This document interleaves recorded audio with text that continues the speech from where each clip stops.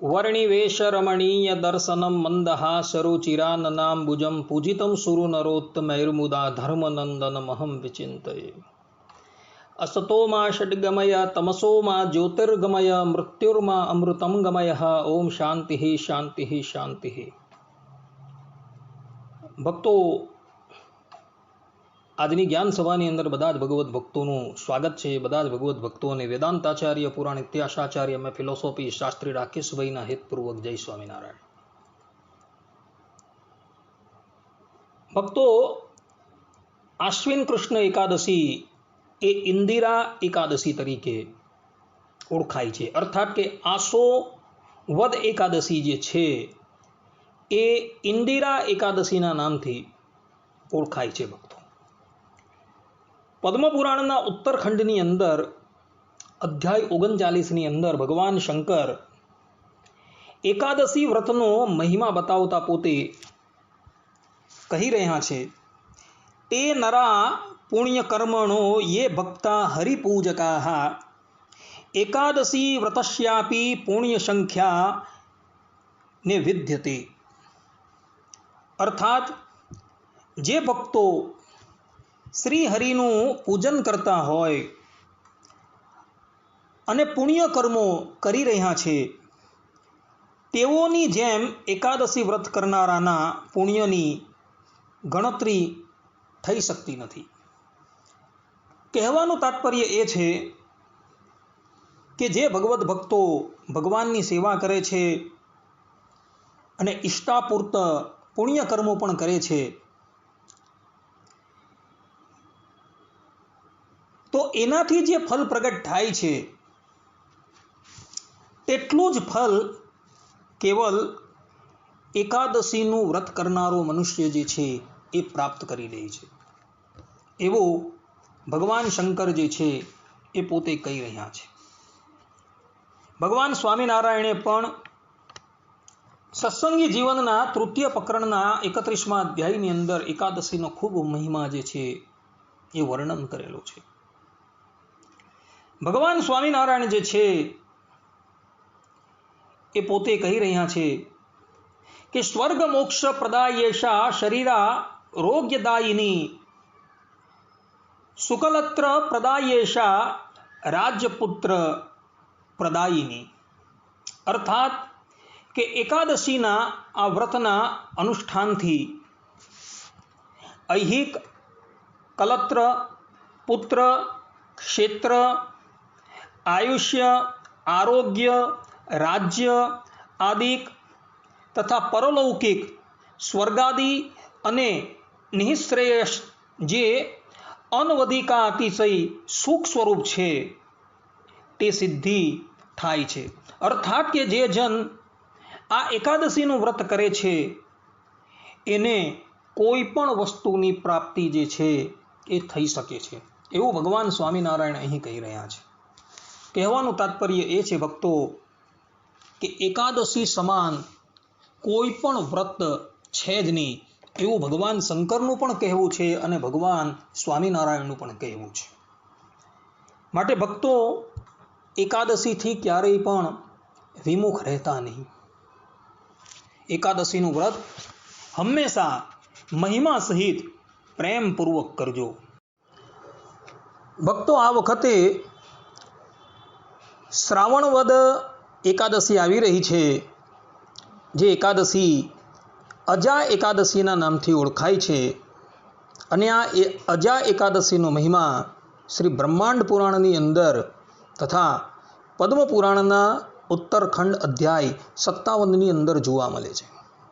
ત્યાં યુધિષ્ઠિર મહારાજ ભગવાન શ્રી કૃષ્ણને આ અજા એકાદશીનો મહિમા પૂછે છે અને ભગવાન શ્રી કૃષ્ણ યુધિષ્ઠિર મહારાજને આ અજા એકાદશીનો મહિમા જે છે એ સંભળાવે છે। યુધિષ્ઠિર રાજા પૂછે છે, હે શ્રી કૃષ્ણ, શ્રાવણ મહિનામાં કૃષ્ણ પક્ષને વિશે કયા નામવાળી એકાદશી થાય છે એ હું સાંભળવા ઈચ્છું છું, માટે મને કહો। શ્રી કૃષ્ણ ભગવાન બોલ્યા, હે યુધિષ્ઠિર રાજા, શ્રાવણ મહિનાના કૃષ્ણ પક્ષની સર્વ પાપોનો નાશ કરનારી અજા એવે નામે પ્રખ્યાત એકાદશી હું તને વિસ્તારથી કહું છું, માટે એક મનથી સાંભળ।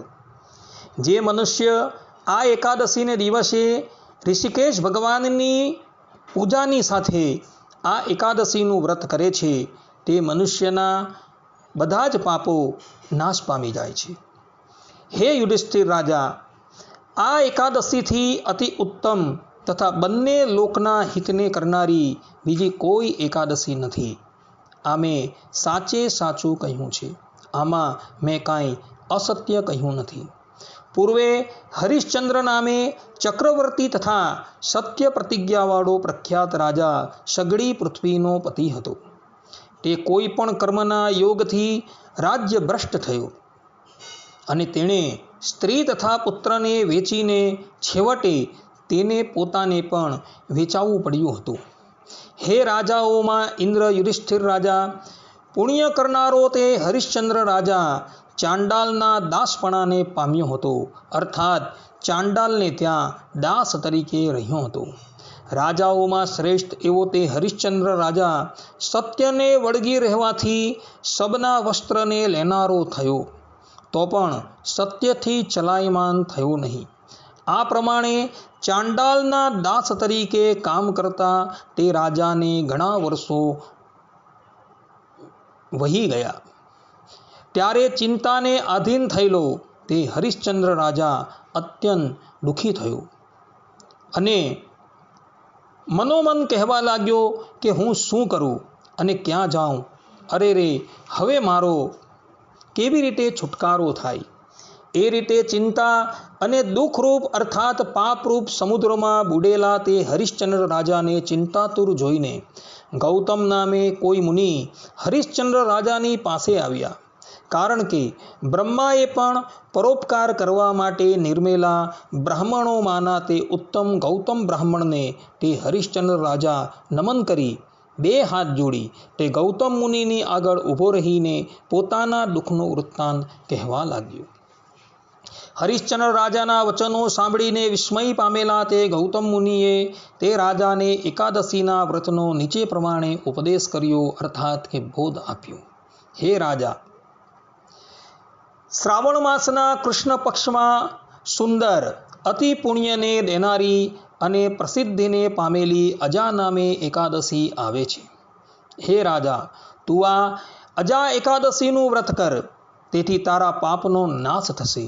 વળી તારા ભાગ્ય તારે આધીન હોવાથી આ અજા એકાદશી આજથી 7મે દિવસે આવવાની છે.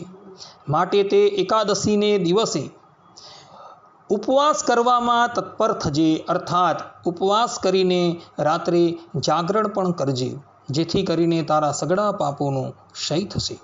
હે રાજાઓમાં ઉત્તમ, હું તમારા પુણ્યના પ્રતાપથી જ અહીં આવ્યો છું.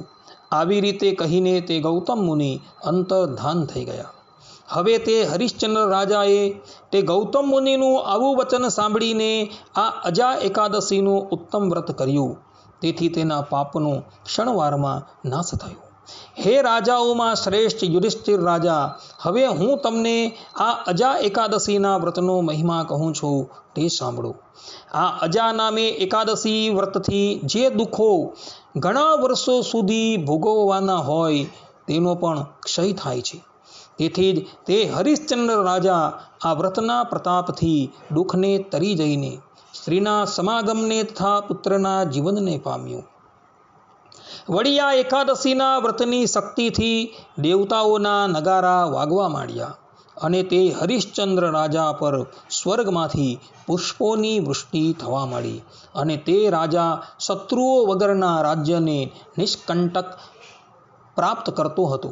પછી તે હરિશ્ચંદ્ર રાજા નગરને સામાનની સાથે સ્વર્ગની અંદર ગયો. માટે આવા પ્રકારનું આ અજા એકાદશીનું વ્રત જે ઉત્તમ બ્રાહ્મણો અથવા તો કોઈ પણ વર્ણનો મનુષ્ય કરે છે તેઓ સર્વ પાપમાંથી મુક્ત થઈ જરૂર સ્વર્ગમાં જાય છે. હે રાજા, આ અજા એકાદશીનો પાઠ કરવાથી અને સાંભળવાથી અશ્વમેધ યજ્ઞનું ફલ પ્રાપ્ત થાય છે. આ પ્રમાણે શ્રી બ્રહ્માંડ પુરાણને વિશે શ્રાવણ પદ માસના કૃષ્ણ પક્ષની અજા નામની એકાદશીનું મહાત્મ્ય સંપૂર્ણ થાય છે. આ પ્રમાણે ભક્તો શ્રી પદ્મ પુરાણની અંદર તથા શ્રી બ્રહ્માંડ પુરાણની અંદર આ અજા એકાદશીનો મહિમા જે છે એ કહેવામાં આવેલો છે.